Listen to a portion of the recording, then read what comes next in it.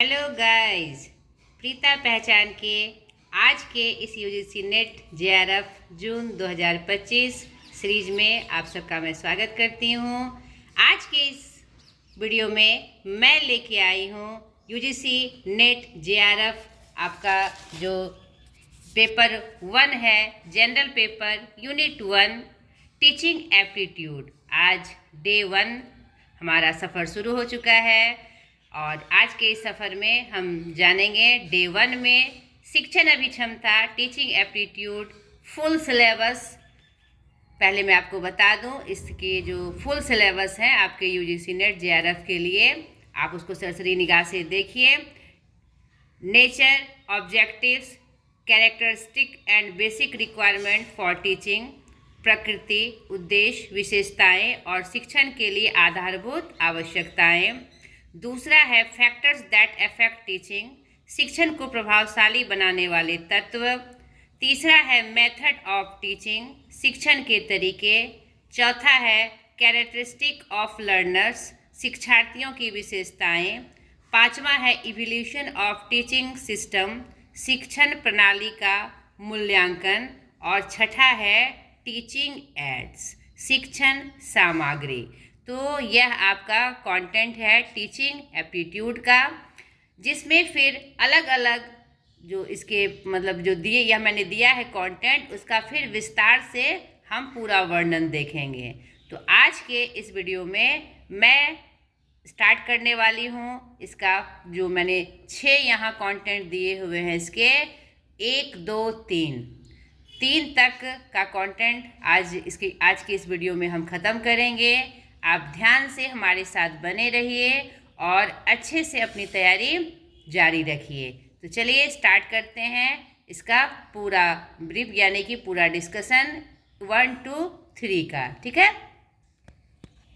ये डे 1 हमारा हुआ टीचिंग एप्टीट्यूड का। टीचिंग एप्टीट्यूड शिक्षण अभिक्षमता, जिसके बारे में नेचर, ऑब्जेक्टिव्स, कैरेक्टरिस्टिक और बेसिक रिक्वायरमेंट ऑफ टीचिंग। मैं हिंदी और इंग्लिश दोनों वर्सन में आपको बताऊंगी, क्योंकि कुछ बातें हमें इंग्लिश में समझ में आती है और उसकी हिंदी भी हमें पता होनी चाहिए। नहीं, हमारे क्वेश्चन मैं हिंदी में डील करती हूँ तो आपको अच्छे से समझ में आना चाहिए। तो मैं कोशिश करती हूँ कि पूरा जो कंटेंट है, विषय वस्तु है, आप तक अच्छे से पहुँचे। तो मैंने जैसे स्टार्ट किया था, जैसे पढ़ा था, मैं उसी तरह से चाहती हूँ कि आप कन्विंस होते हुए पाठ को समझें। ठीक है, पूरी तरह से। दूसरा फैक्टर्स दैट अफेक्ट टीचिंग और मेथड ऑफ टीचिंग, तो इसके बारे में हम आज भी चर्चा करेंगे। अब देखिए इसका नेचर क्या होता है। यहाँ पर आप देखिए, शिक्षण एक सतत चलने वाली प्रक्रिया है। शिक्षण औपचारिक और अनौपचारिक दोनों प्रकार के होते हैं, यानी फॉर्मल और इनफॉर्मल। शिक्षण एक कला है जो अध्येताओं को प्रभावी ढंग से ज्ञान प्रदान करती है। शिक्षण अध्येताओं को अधिक से अधिक सीखने के लिए प्रोत्साहित करती है। शिक्षण एक विज्ञान भी है जो विषय से संबंधित विभिन्न तथ्यों और उसके कारणों की शिक्षा प्रदान करता है। तो आप जितना भी टॉपिक्स मैं आपको दे रही हूँ, जितनी बातें मैं आपको बता रही हूँ, सब में कुछ ना कुछ फोकस है। आपको एमसीक्यू क्वेश्चन में ये सब बातें पूछेगी। शिक्षण क्या है, आपको ऑप्शन दे दिया जाएगा। तो ये सब जो चीज़ें मैंने बताई, औपचारिक, सतत चलने वाली प्रक्रिया, कला, विज्ञान, नहीं सीखने के लिए प्रोत्साहित करना, और ये सब पॉइंट्स आपको याद रखने हैं, यानी टीचिंग के नेचर के रूप में, प्रकृति के रूप में। अब उद्देश्य, यानी आपको थ्योरी के रूप में ये सब बातें आपको याद रखनी है। आप 1-2 बार रिवीजन करके देखेंगे तो आपको वो बातें अच्छे से मन में बैठ जाएगी। ठीक है, ऑब्जेक्टिव्स में देखिए, टीचिंग के ऑब्जेक्टिव्स क्या है, उद्देश्य क्या है। अध्येताओं का संपूर्ण विकास, all around development of learners, व्यवहार परिवर्तन, ठीक है, चेंजिंग बिहेवियर, सामंजस्यता का विकास, ठीक है, पाठ अभ्यास, क्या हुआ, लेसन प्रैक्टिस, नहीं, कोऑर्डिनेशन, डेवलपमेंट ऑफ कोऑर्डिनेशन, सामंजस्यता का विकास, मैं लिखना भूल गई।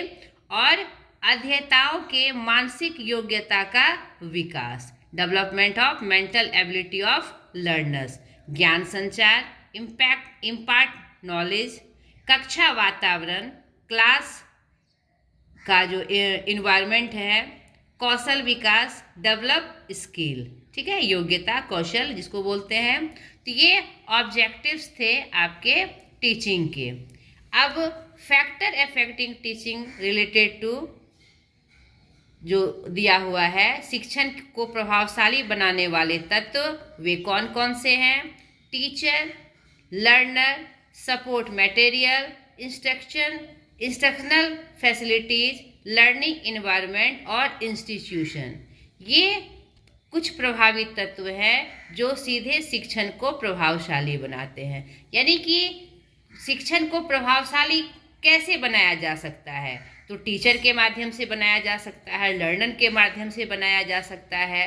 नहीं, जो सहायक सामग्री है जो हम टीचिंग के क्रम में यूज़ करते हैं, नहीं, बहुत सारी सामग्री है, उसकी चर्चा भी हम आगे देखेंगे। और जो इंस्ट्रक्शनल फैसिलिटीज़ है, निर्देशित सुविधाएं हैं, इसके लिए अलग अलग तरह की सुविधाएं आज के डेट में हमें प्राप्त होती है, वो सब। और वातावरण, ये बहुत महत्वपूर्ण फैक्ट है कि लर्निंग इन्वायरमेंट, हम पढ़ाई को जब स्टार्ट करते हैं तो ये हमारे लिए एक बेसिक ये थीम है कि हमारा जो इन्वायरमेंट होना चाहिए एकदम अध्ययन योग्य होना चाहिए, ठीक है। और इंस्टीट्यूशन जहाँ हम पढ़ाई करते हैं, ये क्या हुए हमारे जो टीचिंग को अफेक्ट करते हैं, अफेक्टेड होते हैं, जिसके लिए ये पॉइंट्स भी आपको याद रखना है। तीसरा है आपका नेक्स्ट, टीचिंग सपोर्ट सिस्टम। तो टीचिंग को सपोर्ट करने वाले सिस्टम कौन कौन से हैं? ट्रेडिशनल हैं, मॉडर्न है, और आज हम जानते हैं कि आईसीटी बेस्ड भी है, पारंपरिक, आधुनिक सूचना एवं संचार प्रौद्योगिकी द्वारा। तो यह भी आपको याद रखनी है। इन तीनों की चर्चा भी हम ब्रीफली आगे देखेंगे। तो ये सब पॉइंट्स जो हैं आपको ध्यान से याद रखना है, ताकि आपको बोले तो आपके मन में ये तुरंत आ जाए कि यहाँ ये मैंने यहाँ पढ़ा था, ये इसका ये पॉइंट्स है, ठीक है। अब देखिए, टीचिंग एप्टीट्यूड को थोड़े विस्तार से हम जानेंगे, और जो आपके प्रश्न में भी आता है, टीचिंग एप्टीट्यूड, शिक्षण अभिक्षमता। अब शिक्षण मतलब क्या हुआ? एजुकेशन, शिक्षा।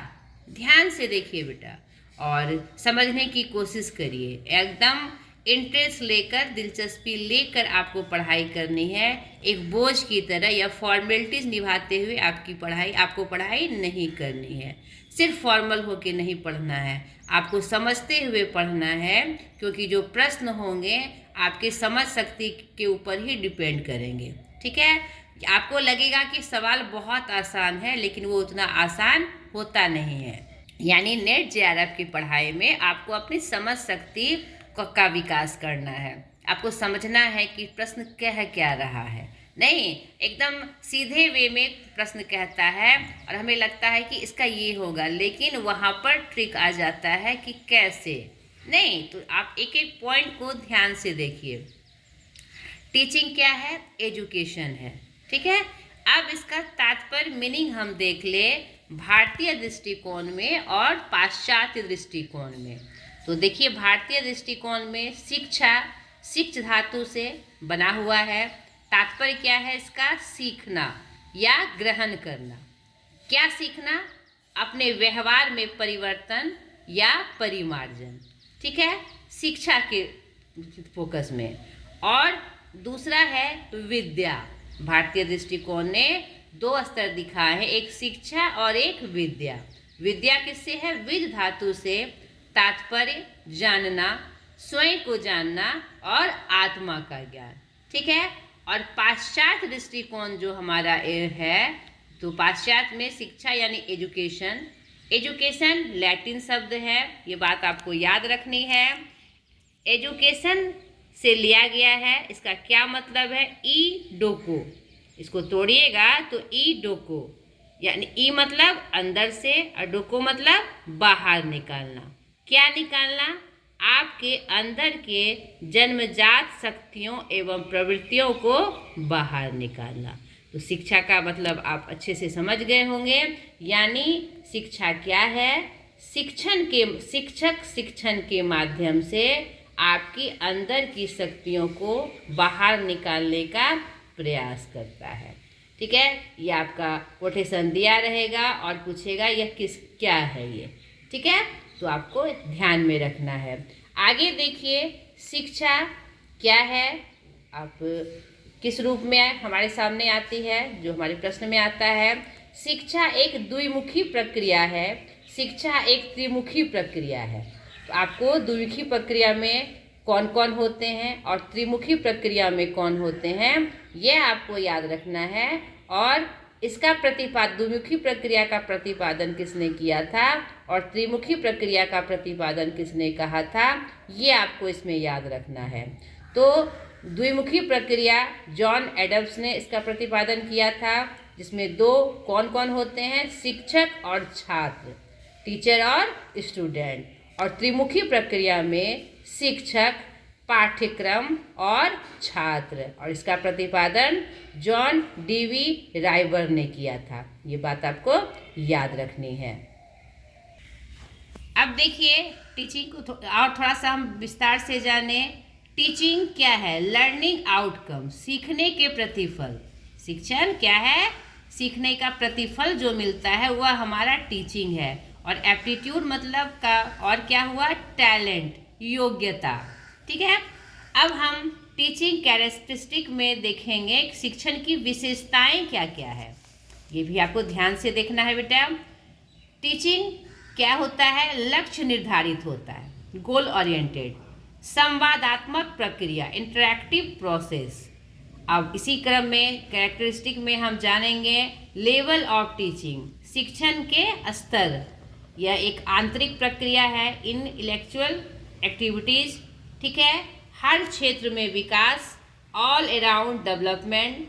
शिक्षण के चरणे, फेज ऑफ टीचिंग हम देखेंगे विशेषताएं में।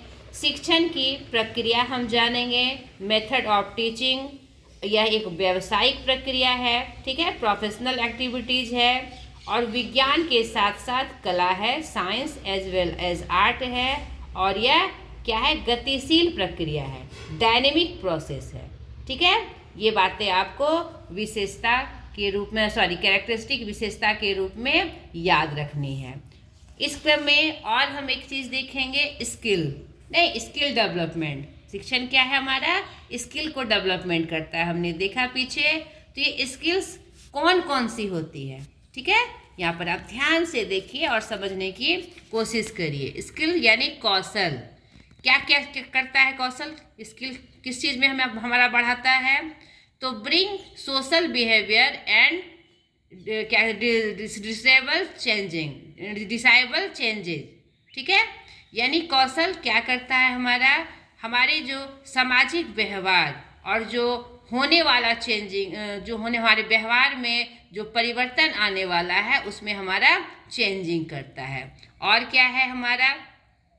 टीचिंग, इसके स्किल्स के कौन कौन से पार्ट हैं? टीचिंग, शिक्षण, एक्सपीरियंस, अनुभव, एबिलिटी, योग्यता, ग्रोथ, विकास, एडवांस ट्रेनिंग, उन्नत प्रशिक्षण, थिंकिंग, सोच, लर्निंग, सीखना, और कॉम्पिटेंस, प्रतियोगी, नॉलेज, ज्ञान। ये सब स्किल्स के हमारे जो कौशल विकास टीचिंग के माध्यम से हमें प्राप्त होता है, तो ये सब स्किल्स हमारे अंदर आते हैं। ठीक है, और इसके माध्यम कुछ माध्यम से हम यहाँ तक पहुँचते हैं, हमारे कौशल का विकास होता है, हमारी योग्यता का विकास होता है। तो ये सब पॉइंट्स भी आपको याद रखने हैं।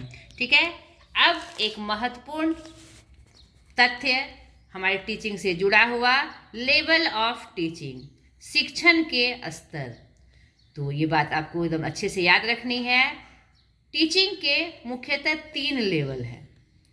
पहला मेमोरी लेवल, स्मृति का स्तर, जो हमारे हार्वर्ड जी ने प्रतिपादन किया था, शिक्षा शास्त्री मनोवैज्ञानिक थे वो। इसमें आपको अब समझना है कि इसमें क्या क्या है। यह जो होता है टीचर सेंटर्ड लेवल होता है, यानी मेन रोल कौन निभाते हैं? हमारे टीचर। और इसका एम क्या होता है मेंटल एबिलिटी डेवलपमेंट, ये शिक्षण के स्तर हैं, ठीक है, लेवल ऑफ टीचिंग। तो यहाँ इसका एम क्या होता है कि बच्चों की मानसिक योग्यता का विकास, और यह कौन कर सकता है? टीचर। इसीलिए इसे क्या कहा जाता है? टीचर सेंटर्ड लेवल, ठीक है, शिक्षक केंद्रित स्तर, ठीक है, याद रखिएगा आप। दूसरा है अंडरस्टैंडिंग लेवल, समझ का स्तर। इसका प्रतिपादन मैरिसन ने किया था। समझ का स्तर, इसमें टीचर एंड सब्जेक्ट सेंटर्ड होता है। यह जो स्तर होता है टीचर और सब्जेक्ट सेंटर्ड होता है। मेन फोकस रोल इसमें टीचर का होता है, लेकिन इसमें स्टूडेंट क्रिटिसाइज कर सकता है टीचर को कि हाउ, ये कैसे, ठीक है, ये बात याद रखनी है। आपको एग्जाम्स में आएंगे कि अंडरस्टैंडिंग लेवल में किस स्तर का होता है, किसका सेंटर्ड, किस पे केंद्रित होता है। और या फिर ये पूछ सकता है कि किस स्तर में स्टूडेंट क्रिटिसाइज कर सकता है टीचर को अपने तथ्य देकर। ये बात आपको याद रखनी है। इसमें मेन फोकस रोल टीचर का होता है, लेकिन इसमें स्टूडेंट टीचर को क्रिटिसाइज कर सकता है अपने समझ के स्तर को साबित करते हुए, ठीक है। यानी कि प्राइमरी रोल हमारे टीचर का है, मुख्य भूमिका में टीचर रहेंगे, लेकिन active role both student and teacher, यानी एक्टिव रोल में स्टूडेंट भी अपनी भूमिका निभाएंगे और टीचर भी अपनी भूमिका निभाएंगे। तीसरा आपका स्तर है रिफ्लेक्टिव लेवल, जिसका प्रतिपादन हंट ने किया था, चिंतनशील स्तर, ठीक है, और ये सबसे हाईएस्ट लेवल है, हमारे टीचिंग का सबसे हाईएस्ट लेवल है। यह जो होता है स्टूडेंट और प्रॉब्लम सेंटर लेवल होता है, यानी यहाँ पर प्रॉब्लम दिया जाता है और इसका सॉल्यूशन स्टूडेंट के द्वारा किया जाता है। इसमें जो प्राइमरी रोल है, मुख्य भूमिका है, स्टूडेंट की होती है। Real life problem get by the teacher to student, यहाँ पर रियल लाइफ प्रॉब्लम दिया जाता है टीचर के द्वारा और स्टूडेंट इसको सॉल्व करता है, और इस स्तर को critical thinking is reflecting level ऐसा कहा जाता है। एकदम गहरी सोच नहीं जो होती है हमारी रिफ्लेक्टिव लेवल की होती है। तो आपको ये हाईएस्ट लेवल है, ये याद रखना है। इसमें स्टूडेंट और प्रॉब्लम सेंटर्ड लेवल ये होता है। अब प्राइमरी रोल इसमें किसका होता है? स्टूडेंट का होता है, ठीक है। अब नेक्स्ट है इसमें आपके टीचिंग के इस टॉपिक में फेजेस ऑफ टीचिंग, यानी फेज ऑफ टीचिंग, शिक्षण के चरण, ठीक है, वो हमारा स्तर था और ये हमारा क्या है? फेज, चरण है। तो ये अब ध्यान से रखिए, इसका प्रतिपादन जैक्सन जी ने किया था, जो क्या थे? मनोस्थैतिक थे, ठीक है, Jackson. Teaching is complex activity, जटिल प्रक्रिया है, उन्होंने ऐसा बताया था। और जो इनके 3 फेज बताए थे उसको आपको ध्यान से देखना है, ठीक है। Teaching phase by Jackson, 3 phase, before, during और आफ्टर। मन में बैठा लीजिए कि जो टीचिंग के फेज हैं वो 3 चरण में इसको कंप्लीट किया जाता है, पूरा किया जाता है। बिफोर यानी पहले, उसके बाद ड्यूरिंग और आफ्टर, पहले से कि मतलब टीचिंग का क्या रूप होगा, यानी क्या प्लानिंग होगी, नहीं कैसे इसके लक्ष्य तक पहुंचा जा सकेगा। उसके बाद ड्यूरिंग हम काम करते हैं कि जो हमने प्लानिंग किया उसको इम्प्लीमेंट करना, और फिर लास्ट में हम इवोल्यूशन के माध्यम से, मूल्यांकन के माध्यम से हम यह देखते हैं कि हमें क्या प्रतिफल प्राप्त हुआ, नहीं कहाँ तक अपने कार्य में हम सफल हुए। तो बिफोर जो होता है उसे क्या कहते हैं? Pre active phase. यह हमारा काम फेज है, शांत चरण है, ये बात भी आपको याद रखनी है। इसमें क्या होता है? प्लानिंग होती है, ठीक है, ये इसमें प्लानिंग होती है। दूसरा है ड्यूरिंग इंटरेक्टिव फेज, संवादात्मक चरण। इसमें जो हम प्लानिंग करते हैं उसका हम इम्प्लीमेंट करते हैं, ठीक है, कि जो हमने प्लान किया उसका इम्प्लीमेंट करके हम इंटरेक्टिव संवादात्मक चरण को पूरा करते हैं। अपने अध्येताओं के माध्यम से, टीचर अध्येताओं के माध्यम से यह चरण पूरा होता है। और तीसरा है आफ्टर पोस्ट एक्टिव फेज। उसके बाद जो हमने किया उसका हम मूल्यांकन करते हैं कि बच्चे ने कहाँ तक लिया, हम कहाँ तक देने में सफल हुए। यहाँ पर आपको दो बात याद रखनी है कि जैसे दे देगा प्री एक्टिव फेज क्या है या किसे काम फेज कहा जाता है, तो ये बिफोर होता है। कब होता है? बिफोर होता है। इंटरेक्टिव कब होता है? तो ड्यूरिंग, जो हम काम करते हैं उसके उसी के समय होता है। और ये मूल्यांकन कब होता है? पोस्ट एक्टिव फेज कब होता है? यानी क्या कहते हैं, काम करने के बाद अपनी प्लानिंग को इम्प्लीमेंट हम करते हैं, अंत में यह होता है। ठीक है, काम करने के बाद जो हम देखते हैं कि हमारा प्रतिफल क्या प्राप्त हुआ। ठीक है बेटा। अब एक और मेन फैक्ट्स हम इसमें टीचिंग में देखेंगे, मेथड ऑफ टीचिंग, शिक्षण की प्रक्रिया। ठीक है, तो 3 मेथड्स हैं। मेथड्स भी कितने हैं? 3 है टीचिंग के। पहला teacher centred method of teaching. यहाँ पर इससे पहले हमने फेज देखा, आप कंफ्यूज नहीं करिएगा। पहले हमने स्तर देखा, फिर लेवल, फिर हमने फेज देखा, अब हम मेथड देख रहे हैं। ठीक है, ध्यान से देखिए और समझने की कोशिश करिए कि यह क्या चीज़ है। तो इसका भी 3 मेथड्स है हमारे टीचिंग का। Teacher centred method of teaching, जो 1 वे कम्युनिकेशन होता है। यहाँ पर जो प्राइमरी रोल है हमारे टीचर्स निभाते हैं। ठीक है, इसको 1 वे कम्युनिकेशन कहा जाता है। ठीक है, यानी कि एकात्मक संवाद। ठीक है, संचार या संवाद। प्राइमरी रोल टीचर का, ठीक है, एक्टिव प्लान करते हैं वो, और स्टूडेंट या लर्नर इसमें सहायक की भूमिका निभाते हैं, पैसिव रोल निभाते हैं। इसका क्या क्या एग्जाम्पल है, क्योंकि एग्जाम में आपको यही आता है कि ये कौन सा मेथड है। ठीक है, कोई भी उठा के दे देगा और आपसे पूछेगा ये कौन सा मेथड है, तो आपको याद रखना है कि टीचर सेंटर्ड मेथड में कौन कौन से मतलब कि पार्ट्स, कौन कौन सा रूप है। तो लेक्चर, चॉक एंड टॉक, ठीक है, चॉक और टॉक, संवाद और चॉक के माध्यम से जो हम बोर्ड पे करते हैं लेक्चर देकर। दूसरा है टीम टीचिंग, दल शिक्षण। तीसरा है डेमोन्स्ट्रेशन, प्रदर्शन, प्रमाण सबूत, किसी का प्रदर्शन दिखाकर या कुछ प्रमाणित चीज़ों को दिखाकर या सबूत दिखाकर हम जो क्लास लेते हैं, पढ़ाई करवाते हैं, वह हमारा क्या कहलाता है? Demonstration. TV and radio presentation, TV एवं रेडियो द्वारा प्रदर्शन। टीएलएम प्रेजेंटेशन यानी टीचिंग लर्निंग मटेरियल के द्वारा प्रदर्शन। यह सब हमारा किसका उदाहरण है? Teacher centred method of teaching का। दूसरा है हमारा learner centred method of teaching, यह ग्रुप वे कम्युनिकेशन है। ठीक है, यानी दल के साथ, हम समूह के साथ यहाँ पर संचार करते हैं। इसमें लर्नर यानी स्टूडेंट एक्टिव रोल में होता है और टीचर पैसिव रोल में यानी सहायक की भूमिका में। एकदम से याद रखनी है बेटा आपको, एक एक चीज़ मैं आपको एग्जाम के लिए जो इम्पोर्टेंट है, जो की पॉइंट्स है, वो मैं आपको बता रही हूँ थ्योरी के रूप में। और फिर इस नेक्स्ट वीडियो में मैं लेके आऊँगी इसका छूटा हुआ 3 पार्ट जो छोटा छोटा है, उसके बाद MCQ क्वेश्चन इससे रिलेटेड कि किस प्रकार के प्रश्न आपसे पूछे जाएंगे।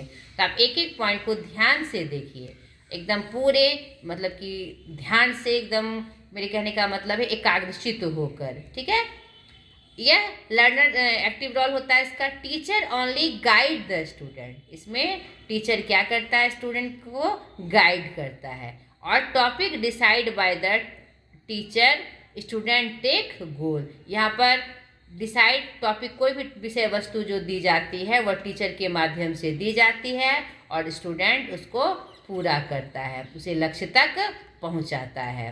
किसमें? Learner centred method of teaching में। यह आपको ध्यान रखना है। अब इसके एग्जाम्पल्स देखिए क्या हैं। Group discussion, project method, assignment, case study, heuristic, brainstorming और वर्कशॉप, डिफरेंस, इंटरेक्टिव। ठीक है, अलग अलग तरह के जो निर्देश दिए जाते हैं कि बच्चों को ये करिए, यह भी इसी के अंतर्गत आता है। ठीक है, सामूहिक चर्चा, परियोजना विधि, कार्यभार, मामले का अध्ययन, खुद से खोज कर पढ़ना, दिमाग पर जोड़ वाली क्रिया ब्रेनस्टॉर्मिंग आपको दिया जाता है और अब दिमाग लगाकर उसको हल करते हैं। और वर्कशॉप, अलग अलग वर्कशॉप के माध्यम से हमें क्या कहते हैं पढ़ाई की जाती है, टीचिंग करवाई जाती है और क्या कहते हैं विभिन्न तरीक़ों से जो निर्देशात्मक कार्य हैं वह भी हमें प्रदान किया जाता है कि ऐसे करना है, वैसे करना है। ये सब हमारे किसके अंतर्गत आते हैं? लर्नर स्टूडेंट सेंटर्ड टीचिंग के अंतर्गत आते हैं। ये भी आपको याद रखना है। तीसरा है ऑनलाइन मेथड ऑफ टीचिंग। ठीक है, ऑनलाइन के माध्यम से, सीबीटी के माध्यम से, कंप्यूटर के माध्यम से जो हम पढ़ाई करते हैं वह हमारा क्या तीसरा क्या है? Method, online method. इसमें जो 3 चीज़ प्रमुखता से हम जानते हैं, इसमें पहला है मूव। यह क्या है? Massive open online course. Massive का मतलब क्या होता है? अनगिनत। मूल का फुल फॉर्म हुआ मेसिव ओपन ऑनलाइन कोर्सेज। ठीक है, यह क्या होता है?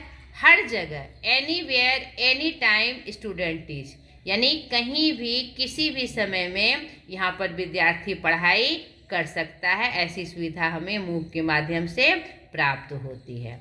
ठीक है, तो शॉर्ट में मैं सिर्फ समझने के लिए लेके आई हूँ। यह 9 जुलाई 2017 को लॉन्च हुआ था। किसके द्वारा? By MHRD, ministry of humanity research, ठीक है, डेवलपमेंट के द्वारा, और प्लस गवर्नमेंट ऑफ इंडिया के द्वारा और ATCTE के द्वारा, ऑल इंडिया काउंसिल फॉर क्या है? Technical education. ठीक है, यह इनके द्वारा लॉन्च हुआ था और यह क्या है? वन स्टॉप लोकेशन है। किसके लिए? 9th क्लास से लेकर PG तक के लिए, स्नातकोत्तर तक के लिए फ्री ऑफ कॉस्ट यह हमें एजुकेशन प्रोवाइड करता है, एनीवेयर एनी टाइम। ठीक है, किसके द्वारा लॉन्च हुआ था? MHRD, गवर्नमेंट ऑफ इंडिया और ATCTE के माध्यम से। One stop location. ठीक है, 9th क्लास से लेकर PG तक फ्री ऑफ कॉस्ट। इसके संदर्भ में याद रखना है। जैसे इसके कुछ एग्जाम्पल्स हैं तो ये भी मैं लेके आई हूँ ताकि आप समझ सके, क्योंकि ये दे दिया जाएगा और पूछेगा ऑनलाइन का ये कौन से किस में होता है, नहीं इस तरह से। तो देखिए, साइकोर्नियस ऑनलाइन कोर्सेज एक समय का, हाइब्रिड कोर्सेज संकर पाठ्यक्रम, प्रोवाइडिंग कंटिन्यूटी निरंतर प्रदान करना, ठीक है, डिस्ट्रीब्यूटिंग मटेरियल वितरण सामग्री, क्रिएटिंग कॉन्टेंट और कटिंग कंटेंट, ये सब इसके माध्यम से हमें प्राप्त होता है। दूसरा है इसका इम्पॉर्टेंट स्वयं। ठीक है, यह भी क्या करता है? हमें एजुकेशन कोर्स प्रोवाइड करता है। स्वयं का क्या फुल फॉर्म हुआ? Study waves of active learning for young aspiring mind. Aspiring मतलब आकांक्षी, जो पढ़ना चाहते हैं। ठीक है, स्वयं इसी पे आधारित कार्य करता है। यह मूक का ही एक अंग है। देश के सभी छात्रों को बेहतर शिक्षण की सुविधा देना ही इसका काम है। सबसे वंचितों सहित सभी को सर्वोत्तम शिक्षण इसका उद्देश्य है। शिक्षा नीति के जो 3 प्रमुख सिद्धांत हैं, पहुंच, समानता और गुणवत्ता, यानी हर बच्चे तक पहुंचना, चाहे वह वंचित हो चाहे वह कोई भी हो, और सबका एक समान व्यवहार और उसकी गुणवत्ता को बाहर निकालना, जो इसके 3 प्रमुख सिद्धांत हैं उसको प्राप्त करने के लिए इसे डिजाइन किया गया है। स्वयं के 4 अंश हैं, ये भी आपको याद रखना है। पहला वीडियो लेक्चर, वीडियो व्याख्यान, विशेष रूप से तैयार की गई पठन सामग्री जिसे डाउनलोड प्रिंट किया जा सकता है। तीसरा टेस्ट और क्विज के माध्यम से स्वयं का मूल्यांकन और संदेहों को दूर करने के लिए एक ऑनलाइन चर्चा मंच। इसके 4 अंश हैं जिसके माध्यम से अध्येता अपनी पढ़ाई पूरी कर सकते हैं, सारा एजुकेशन मटेरियल प्राप्त कर सकते हैं। यह सुनिश्चित करने के लिए कि सर्वोत्तम गुणवत्ता वाली सामग्री का उत्पादन और वितरण किया जाए, 10 राष्ट्रीय समन्वयक नियुक्त किए गए हैं। इसी को फोकस करने के लिए, इसी को मतलब सक्षमता देने के लिए यह 10 जो हमारे राष्ट्रीय समन्वयक हैं नियुक्त किए गए हैं। AICTE, NPTEL, UGC, CEC, NCERT, NIOS, IGN IGNOU और IIMB, NITT, TR और INI। इसका मैंने फुल फॉर्म भी लिख दिया है ताकि आपको समझ में आ जाए। इसको आप स्क्रीनशॉट लेके रख लीजिएगा। 10 राष्ट्रीय समन्वयक हमें नियुक्त किए गए हैं इस कार्यक्रम को सफलता प्रदान करने के लिए। यानी इन शॉर्ट वे में यह एक इंटरेक्टिव प्रोग्राम है, ठीक है, संवादात्मक कार्यक्रम है हमारा, ठीक है। अर्थात mode in India for digitisation in education field, यानी इसका स्वयं का सब प्रमुख उद्देश्य क्या है, लक्ष्य क्या है। Mode in India for digitalisation in education field, यानी डिजिटलाइजेशन करना एजुकेशन फील्ड में, ताकि बच्चा कहीं भी किसी भी समय अपने जो कंटेंट है उसको प्राप्त कर सके और उसमें गुणवत्ता हासिल कर सफलता प्राप्त कर सके। तीसरा है ऑनलाइन का एक स्वयं प्रभा। यह एक DTH चैनल है जिसमें 34 चैनल हैं, पहले 32 थे। यह एजुकेशन प्रोग्राम प्रोवाइड करता है। 4 घंटे का प्रोग्राम आता है जो दिन में 5 बार दिखाया जाता है। स्वयं प्रभा, इसके बारे में मैं जानकारी दे रही हूँ। और ये एजुकेशनल वीडियोस दिखाता है 24/7, यानी 7 दिन 24 घंटे आप इसे कर सकते हैं, ले सकते हैं और अपने एजुकेशन सिस्टम को आगे बढ़ा सकते हैं। तो ये 3 मेथड हमने देखे। तो यहाँ टीचिंग से संबंधित जो बातें थी उसका 3 पार्ट्स हमने देखा। अब टीचिंग एप्टीट्यूड के नेक्स्ट सेकंड डे में हम देखेंगे ये जो 3 हमारे छूट गए, characteristic of learners, evolution of teaching system और टीचिंग एड्स। और इसके साथ ही साथ मैं MCQ क्वेश्चन लेके आऊँगी इस नेक्स्ट वीडियो में, ताकि आप समझ सके कि टीचिंग एप्टीट्यूड से इस प्रकार के प्रश्न पूछे जाते हैं, ठीक है। तो ये टीचिंग एप्टीट्यूड का डे 1 का हमारा वीडियो आज समाप्त हुआ, क्लास समाप्त हुआ। आशा करती हूँ ये आपके लिए सहायक हुआ होगा और अगले वीडियो में फिर जो बचे हुए पार्ट से हैं और MCQ क्वेश्चन लेकर मैं हाजिर हो जाऊँगी। ढेर सारी शुभकामनाओं के साथ आज तक के लिए इतना ही। मुझे सपोर्ट करें, मेरे चैनल को सब्सक्राइब करें, लाइक करें और शेयर करें, ताकि मेरी बातें, जो मेरी मेहनत है, और बच्चों तक पहुँचे और उसके लिए भी मैं सहायक हो सकूँ। बाय।